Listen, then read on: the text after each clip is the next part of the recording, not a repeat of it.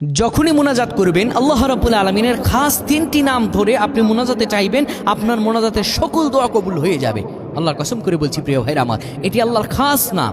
আল্লাহ তাআলা এই খাস নামটি ধরে আপনি মুনাজাতে যদি এই তিনটি নাম উচ্চারণ করে আল্লাহর কাছে চাইতে পারেন, আপনার মুনাজাতের সকল দোয়া কবুল হয়ে যাবে। আপনার ব্যবসা বাণিজ্য উন্নতি হবে, আপনার স্ত্রী বাধ্যগত হবে, সন্তান বাধ্যগত হবে, পরিবারে শান্তি বিরাজ করবে এবং আল্লাহ রাব্বুল আলামিন আপনার রিজিকের দ্বার উন্মোচন করে দেবেন।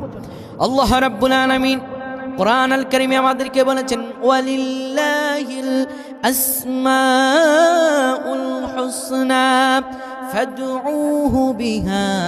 আল্লাহ তাআলা বলেছেন, বান্দারে আমার সুন্দর সুন্দর নাম আছে, আসমাউল হুসনা আছে, ফাদউহু বিহা, তোমরা সেই সুন্দর সুন্দর নাম ধরে ডাকো। তোমরা যদি আমার সেই সুন্দর সুন্দর নাম ধরে চাইতে পারো, তোমার চাইতে দেরি হবে, আমি রব আল্লাহ তাআলা দিতে দেরি হবে না। সুবহানাল্লাহ, কত ফজিলত।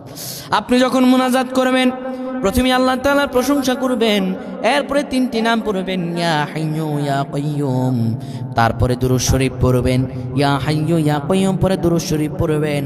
আমার আল্লাহর কাছে এইভাবে যদি মুনাজাত করেন, আপনার সব দোয়াগুলো আমার আল্লাহ কবুল করে নেবেন। আল্লাহুম্মা আমিন।